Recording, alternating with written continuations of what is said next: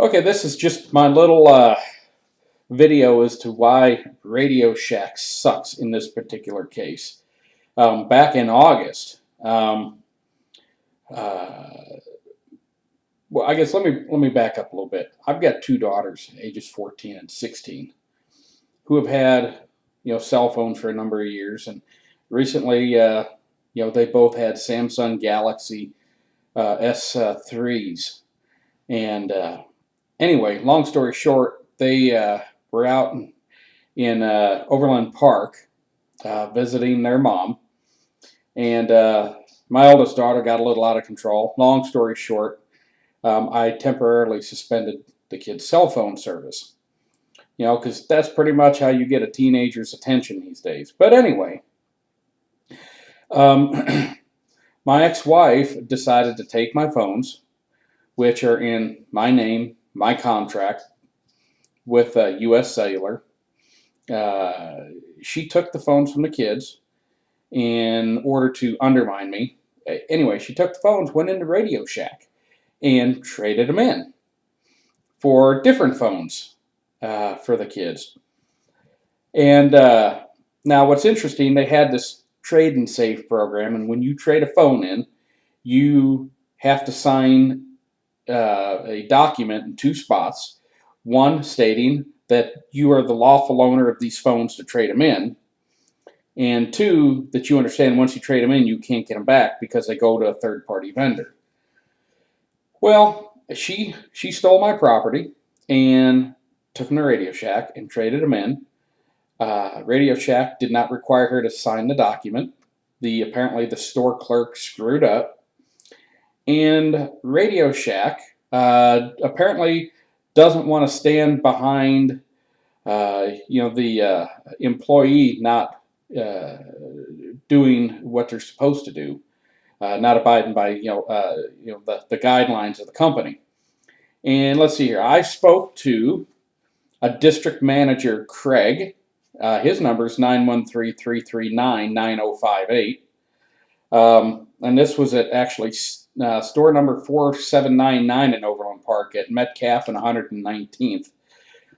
Additionally, I contacted their legal department several times. That number is 817-415-3724. I spoke to Pamela once, and I'd spoken to a fellow named Cantrell Scipio. He is apparently their legal wonk over there. I'd spoken to him a couple of times. The last time was, about 3 weeks ago. He said he was just going to pull some documents and he was going to get back with me.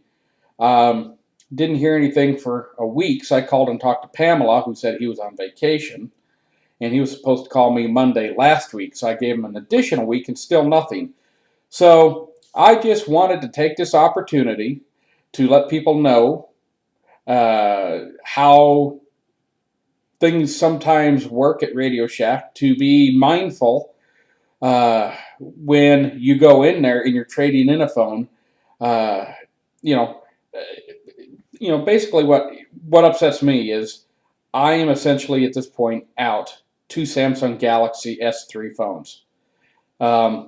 Those phones, if you to replace them from U.S. Cellular, is they're $699.99 each. That's $1,400 worth of phones, and apparently I guess I'm just supposed to eat the cost of the phones at this point. At least that's how Radio Shack feels. But I find it highly unprofessional that this company doesn't even give me 5 minutes of their time to call me up and say, you know what, yeah, we screwed up, our employees screwed up, we're going to stand behind it, we're going to reimburse you for the phones. That's all I want.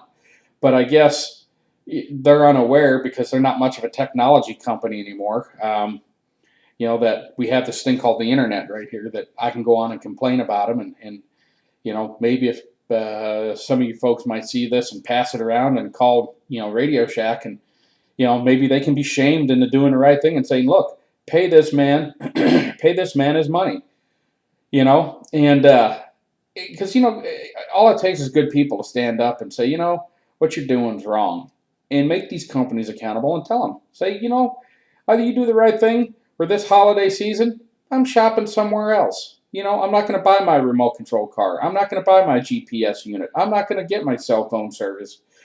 I'm simply not going to shop there. And frankly, with all the other choices we have, there is no reason to shop at Radio Shack. So I guess this is my little attempt to shed some light on Radio Shack and how shameful they are in their customer service. So if you guys wanted to call them and complain, I'll be glad to update it if it does any good.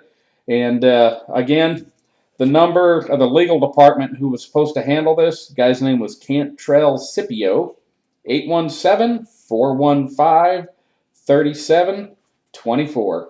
Thanks for watching.